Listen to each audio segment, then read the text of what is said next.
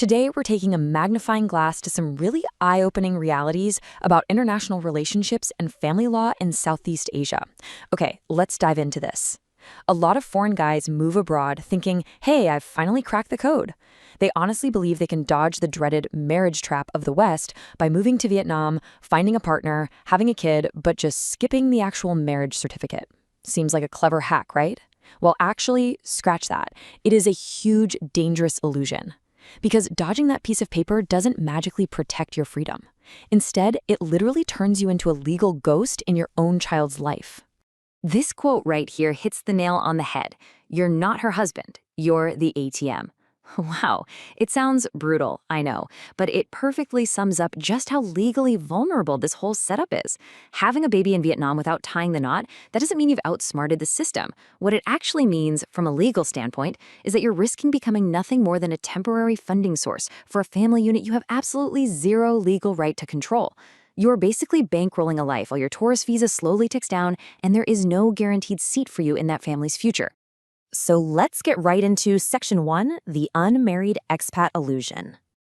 To really grasp the cultural clash we're dealing with, just look at this number, 95%. Expats love to think we don't need a government document to be a real family, but out of the roughly 18,000 international marriages registered every single year in Vietnam, a massive 95% are between Vietnamese women and foreign men. This is the exact demographic reality we're unpacking.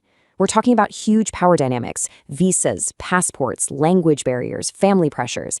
And when you're in a totally different legal jurisdiction thinking that love just magically conquers local law, it's not just naive, it completely misreads how the local society actually functions.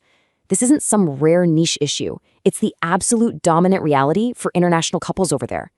The real root of the conflict? Mismatched expectations.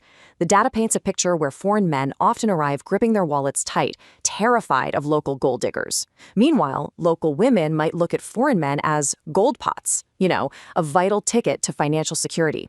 Sure, during the honeymoon phase, you'll hear all the right things. Our money is our money, or you only need to take care of me, not my extended family. But man, that dissolves fast. In Vietnamese culture, the family is an incredibly tight, singular unit. And the second a baby arrives, that unit tightens up even more. If you aren't legally married, you're not the husband. Both culturally and legally, you're just an outsider. And this brilliantly illustrates exactly where the trap snaps shut. On the one hand, you've got the Western expectation.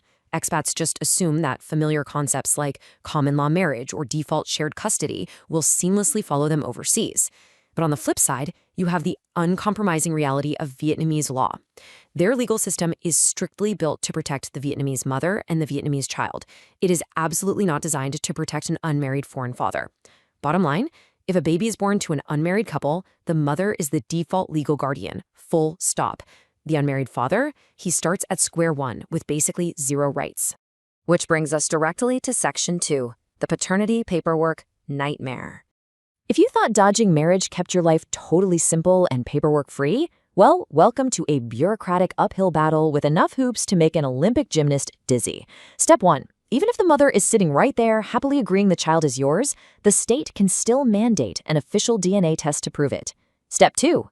Get ready for international notarization disasters. We're talking situations where guys literally have to fly all the way back to their home countries just to get documents certified so they can legally be called dad. And Step 3. This is huge for expats, especially Americans. A messy local birth certificate makes getting a consular report of birth abroad, or CRBA, next to impossible. The embassy is going to look at that confusing paperwork and basically treat you like a complete stranger to your own kid. And it gets wilder. As an unmarried foreigner, your say in your child's official identity is incredibly restricted. The baby is legally required to have a Vietnamese name. You can't just slap an English name on the birth certificate and call it a day. But here's the real kicker. While you are fighting this exhausting, stressful legal war just to prove you're the dad, the mother has 100% control over the paperwork. She has the absolute legal power to just leave your name off the birth document entirely. Without that marriage certificate, in the eyes of the law, you're basically just a tourist who wandered into the delivery room. And that leads into a really devastating scenario in Section 3, losing custody and assets. The legal realities here are stark. If you and your partner separate and you aren't married, your legal rights are pretty much non-existent. Think about it. You could have poured years of your life and tens of thousands of dollars into raising this child. But if things go south, because there's no marriage certificate, there is no divorce decree to map out visitation rights. The mother can legally pack up, take the kids to a distant province, and you would have absolutely zero legal ability to see them or demand they come back. And this cascades into a terrifying financial situation, the asset trap. Let's look at this inheritance flow. By law, foreigners cannot own land in Vietnam. So what do expats do? They naturally put properties and titles in their local partner's name, thinking, well, if I die, at least the house goes to my kid. But hold on, without a marriage certificate, that is not how it works. Upon death, Vietnamese law says inheritance goes to the legal next of kin. If you're unmarried, that property goes straight to her parents and her siblings. Because your paternity wasn't locked in through marriage, your own flesh and blood child is legally disinherited by the state. And the local family, they legally claim the bank accounts and the property that you paid for. The financial hits aren't just a worst-case scenario for after you pass away. They happen every single day. Say you work for a big international company in Ho Chi Minh City or Hanoi. You will quickly discover that adding dependents to your shiny corporate benefits package, that requires a valid marriage certificate. Without it, you can't share Social Security benefits, you are going to face massive hurdles trying to enroll your kid in international schools, and you end up paying absolute premium out-of-pocket foreign prices for everything, all while your child is denied the very corporate protections they deserve.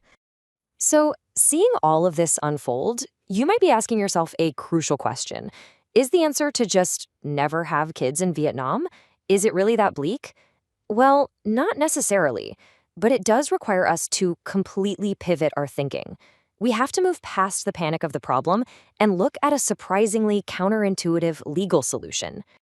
And that brings us to Section 4, marriage as your legal shield.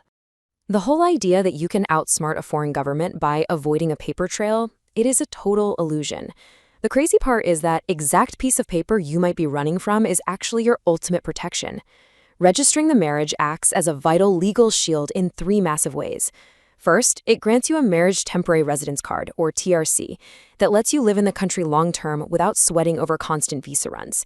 Second, it secures you a formal legal seat at the table for custody and visitation if the relationship does unfortunately end. And third, it creates a direct, undeniable legal path for your child to actually access your assets and inheritance.